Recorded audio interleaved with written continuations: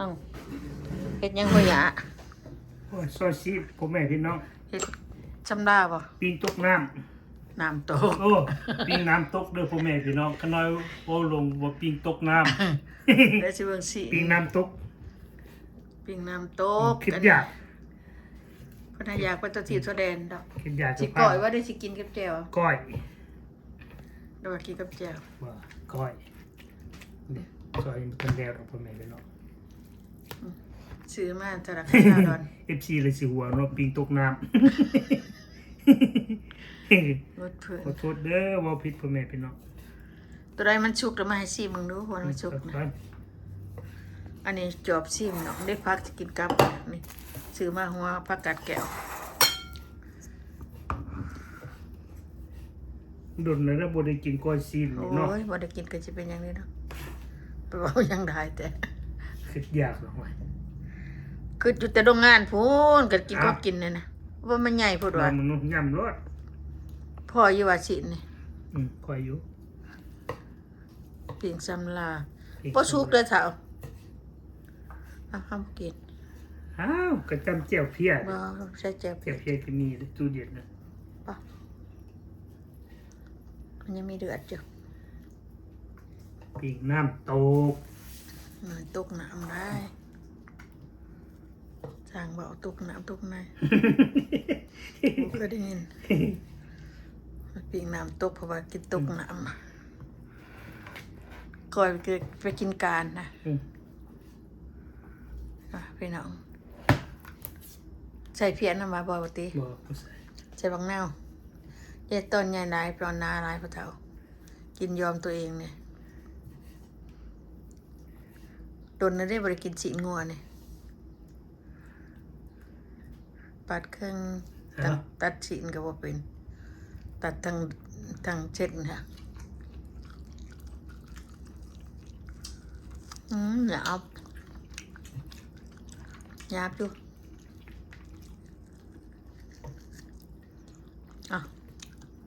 โอเคหยาบแขวแห้งบดีน้องพี่น้องมื้อนี้ฮ้อนพี่น้องเอ้ยแต่ใส่เสื้อธรรมดา76ผู้ใดของเจ้ามื้อนี้นะข่อยมาเฮือนนี่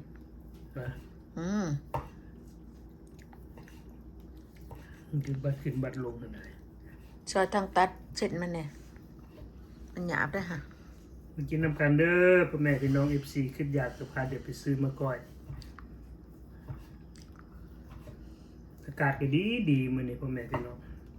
จะยังไปเบิกทางนอกเด้อคงเดินหาอากาศทางนอกแดดแจ่มนี่มาทั้งนะช่องทั้งวินโดว์เราจะมีกันเป็นก้อยได้ผ้าคอมเปมาในตู้หยอกผ้าคอมเปมาเนี่ยถือผ้าคอมเปมา2 หมัดดอนไปผักของปีด้วยพ่อแม่พี่น้องโอ้ลายโผล่สิใส่บ่ลายซื้อมาก้อยชื่ออยู่หันแม็กถือก่อนดอนเท่าไหร่ดอนปลายเนาะช่องอันนี้ช่องดอนปลายวะดอนปลายเด้ดอน40 เซนวะประมาณนั้นแหละน้ำกามพี่น้องผักหอมเปียกนี่2 หมัดกับว่าหลายๆมันจะไปใส่จังนะกระดักกระเอากระเถาหมัดเดียวก็พอเอาไปเห็ดนั่นก่อยกุ้งก่อยกังในตียังมีแดดสิเห็ดอยู่ได้ฮะนี่ร้านกินได้บุดีได้เลยประหยัด ผักมันแพงนี่ไปซื้อหั่นนั่นนะขนาดอื่นนี่บ่ได้แล้วเนี่ยเถาเอ้ยแพงในหาดอื่นนะซื้อหั่นแม็กพ่อแม่เป็นน้องหั่นบ้านเฮาด้วย3 ดอนก่อนหมัดหนึ่งกันน้อยๆซ้ำนะซ้ำนี่นี่2 ดอนนะอันนี้ให้ซื้อหั่นแม็กเขาขายถือกบางหงก็คือการเขาขายถือกเนี่ยพอซื้อเอาจากของเขาพอซื้อเขาได้ถือเขาขายถือเขาก็บ่ได้แต่ละบ่อนน้องบ่อนมาเอาแพงซื้อบนแพงมาขายแพงบ่อนแพงเขาซื้อมาขายติดมันก็บ่ได้ก็บ่ตีดอกแต่ว่าบอกพื้นว่ามันน้อยมันน้อยแหละตัวมันน้อยก็ว่าน้อยเลยเนาะสิว่าหลายจังได๋ซะนะซื้อมามันน้อยก็น้อยล่ะ หน่อยเขาก็ว่าน้อยร้ายเขาก็ว่าร้ายบ่แม่นว่าสิได้โจมตีพี่น้องดอกบ่แม่นอิงตามมันหน่อยมันร้ายซื่อๆหน่อยก็ใช้ว่าร้ายร้ายก็ใช้ว่าหน่อยบ่แม่นสิเบิดเท่านี้บ่ตู้ คือตอนนั้นน่ะ ตู้นี่กินเบิดบางทียังเหลือเท่านี้ อืม หอบใส่ปากอยู่เรื่อย อืม เอามังนาวมาใส่ ดังเสียงบ้านเนี่ยก่อน ด่างเคียงก่อยอย่าเผาใส่บักเพชรจะแบ่งมาให้ลูกจันนี่ด่ามันก็อยากได้ก่อยศีลนี่แต่พอกินบักพริกซื่อๆพอกินบักพริกก็กินเสียบเพชรเนาะลูกเจ้าเนาะปัดเชียบมันเพชรปัดกินได้ล่ะ ลูกเทวดา ลูกเทวดา ลูกเทวบุตรเทวดา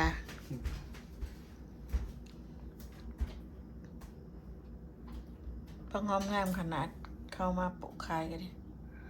ตัวเหี่ยวบ่เอาได้เอาตัวงามได้จะข่อยนะเหี่ยวนะบ่มักไปล้าง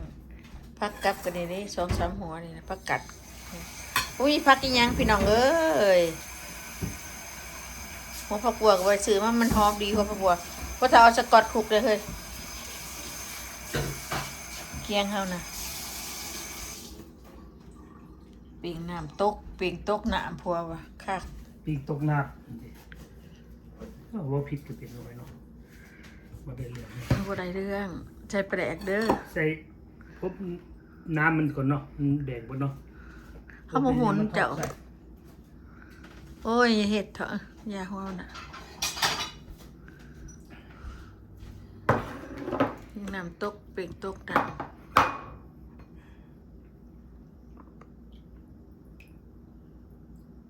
อบใช้เตาอ่ะไมโครเวฟ ตู้เนี่ยนะ ใช้ไมโครเวฟเจ้าว่าเปียงมันชุกเด้ อีกสำลา เปียงสำลา เป็น กะ ซุป จุก หยาบเลย ขน่อยหันเคยกินแต่อยู่บ้านนะก็อยู่บ้านได้กินล่ะไปเฮือนดองเฮือนหยังนี่กินกะคือจะว่าจะได้แหละจีดหัวก็คือว่าหอมจีดหัวสิคุ้ยก็ได้อันนี้ขนมแหนบพี่น้อง ชิ้นมัวบ้านทำแซ่บได้ ขนมแหนบได้นี่อันคอยเอาอันสักคู่ที่มันเป็นตัวดำตัวแดงอะนะบ่เป็นตัวขาวมาเฮ็ดเป็นขนมแหนบเด้สีสันมันเด้สีขนมแหนบค่อยเอาสักคู่ตัวมันเป็นอันสีแดงสีดำเนี่ยนะสีแดงสีเขียวนี่นะมาเฮ็ดขนมแหนบแซ่บใจแต่ว่ามันบ่แม่นบักเผาวมันด้วยบ่หอมปานใดแท้จริงเนี่ยไม่ใช่บักเผาวเนาะพ่อเฒ่าเนาะใช่อันบักเผาวมัน ให้เขาครัวเว้ยก็จะบ่ายหน่วยอันนั้นก็ ก็ว่าจังเนาะบ่ทันได้ห่อไว้สิห่อไว้อยู่ แป้งนัว ปลาแดกเอาปลาแดกเฮาเองเฒ่าโอ้อู้น่ะ นั อู้ วๆมาใส่ ห่อเนี่ย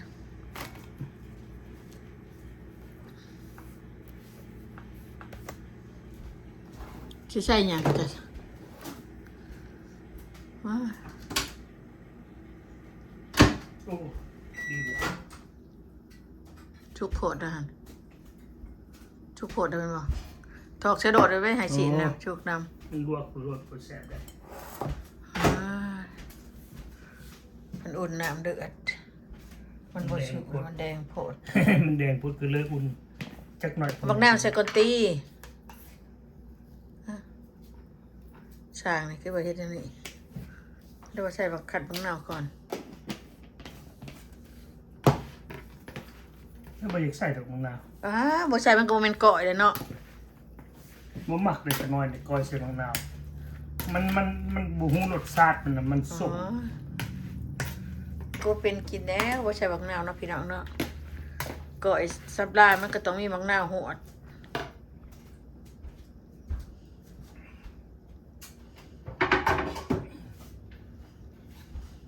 ใส่หอม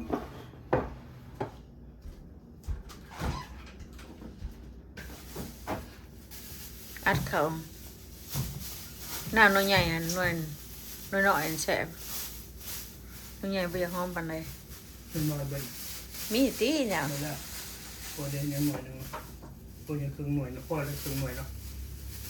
เดี๋ยวแต่ได้เลยค่ะช่าง ชุดช่างอะบางหน้าก็เบิดเดี๋ยวก็จะได้ซื้อมาไว้อยู่ตัวเองต้มน้ำต้มในอันนั้นกินอยู่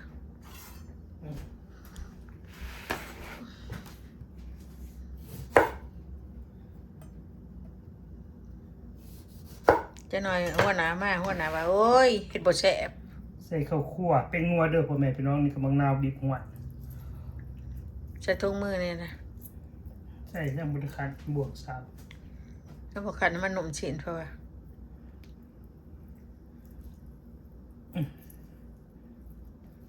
ขนมนี่ก็ซีนบ่อยากมักใส่มังนาวเลย เอา มัน ใส่ไป มันฮะ ใส่เบิด ผ หา สมหมดบ่เฮ้ย บอผสม ว้ายหัวหน้านี่ก็หัวหน้าขี้นอนนี่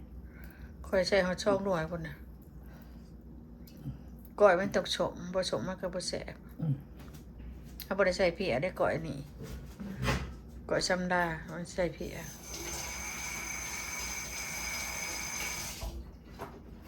ก่อยสำลานะคนหมดกันเด้อ เฮ็ดกินมาแต่การก็ประยุทธ์แล้วละ ครับ ใส่บดโดด อันนี้น้ำมันได้น้ำตกมันได้พ่อแม่พี่น้องเพราะว่าน้ำงัวอยู่นี่เด้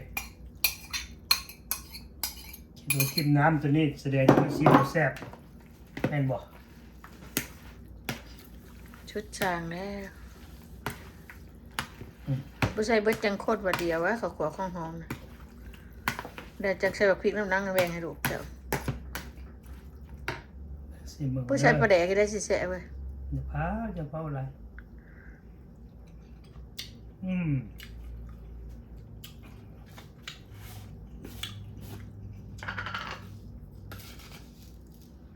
เขาขัวเด้อพ่อแม่พี่น้อง จะใส่ได้ก็ได้ดอกยะ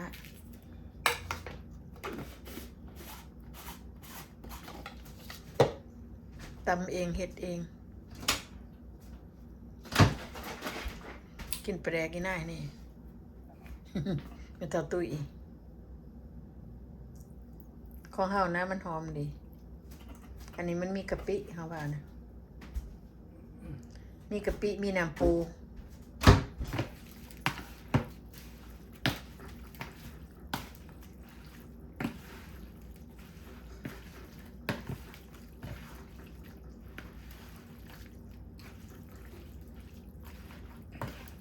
บ่หอมปลาแดกเห็นบ่นะปลาแดกมันบ่หอม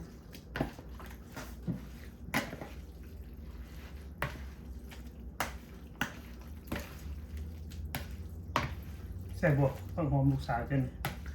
ปัตตาจังใส่มัน หึ ใส่น้อยหนึ่งชมพ่อแล้วป่ะ บ่ แซ่บบ่แต่คนนั้นคนนี้ใส่อยู่เรื่อยๆเลย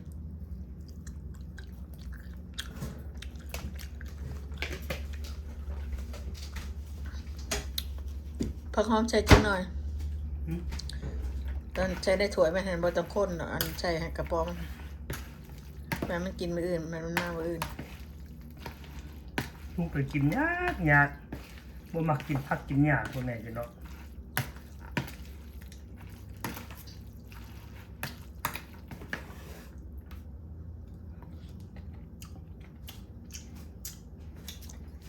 ตักใส่อันนั้นกระป๋องไว้มัน เดินไปให้มันยาวหลายลงยาก เฮ็ดกินเฮ็ดจะมากบ่ได้อยู่แล้วล่ะ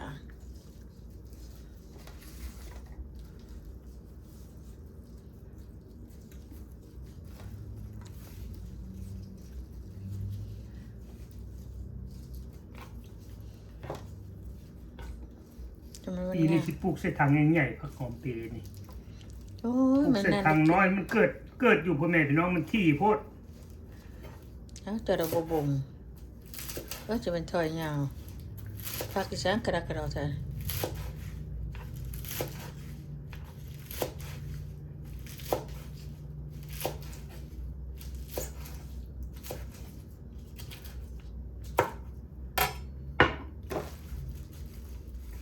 อแล้วจะเอาไว้ตำกุ้งได้โปรด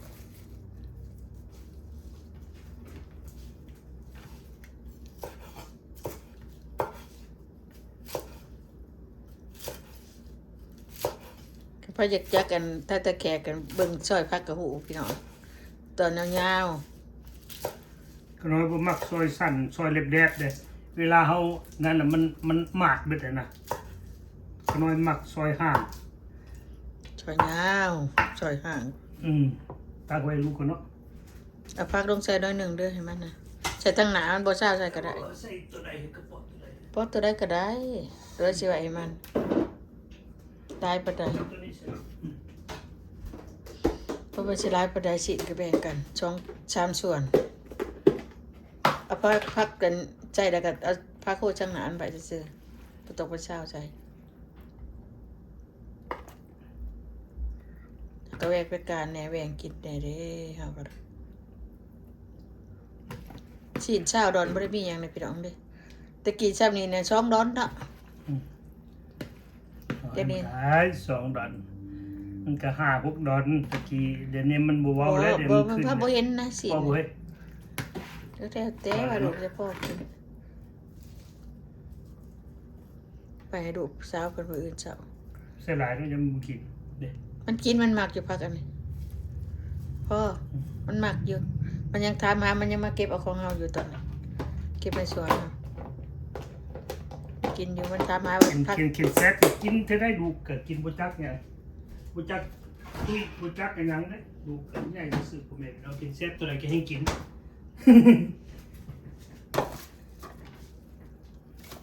คือไปล่ะบอกไปเนาะ คื ลู อก พ่อมันนี่แหละ บอกว่าเจ็บก็ยังกินแต่พอมันก็ยังกินพิซซ่าเรียนติดจังดิ พ่อก็คือกันเด้แซ่บตัวใดก็ให้กิน เขาบ่ได้อยากกินได้แซ่บหลายเขาก็บ่กินแซ่บน้อยเขาก็บ่กินก็กินพอดี โอ้แซ่บมันเพิ่นกินบ่จักยาเด้พ่อแม่พี่น้องคิดดีนั่นน่ะน้อยโอ้ยคือเว้าหั่นแหละ อาหารมีกาข่อยก็บ่ได้ซื้อมากินกระดกกระดอก เต็มพริกกับนอกบัดนี้ ใช่ยาวเด้ยาวเด้ อืม ยาวได้ เอา ยังเครื่องยังบ่ เอา ได้ นอกนี่เนาะ พอแล้วจะใส่หลายก็เผ็ดจะใส่หลายกัดเอา บ่มีเกี๊ยวเฟียเด้เด้ นี่ข่อยบ่กินเผ็ดจังว่า ใส่พริกเด้อพ่อแม่พี่น้องจะแซ่บบ่ ผักหอมใส่แล้วก็คนแล้วก็แล้วเท่านั้นเลย บัดนี้เบิ่งหน้าตาสิเป็นแบบใดบัดนี้ใส่ผักหอมบัดนี้ ผักหอมก็เป็นชอบ กินตามพักเด้อ มันเป็นผักหอมเป็นจะเอากินนะมัน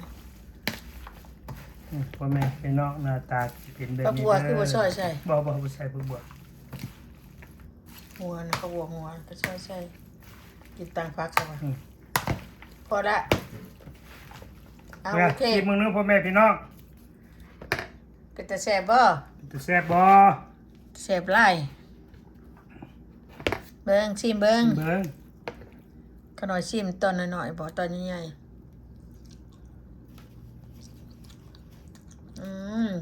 งอตัวเองหยาบ ยากคือยามมันนะคะแนนมันแซ่บทุกคน หยาบงอตัว โอเคเนาะญาติพี่น้องติดตาม FC ทุกตัวหน้าเนาะตัวมุมโลกนั่นแหละตัวโนโวโซก็คือกันเด้ออยู่ดีมีแฮงความเจ็บจะได้ความไข้อย่ามีหายเป็นญาติโลคาพ่อแม่พี่น้องอยู่นำกันไปนานๆเด้อเอาบ๊ายบาย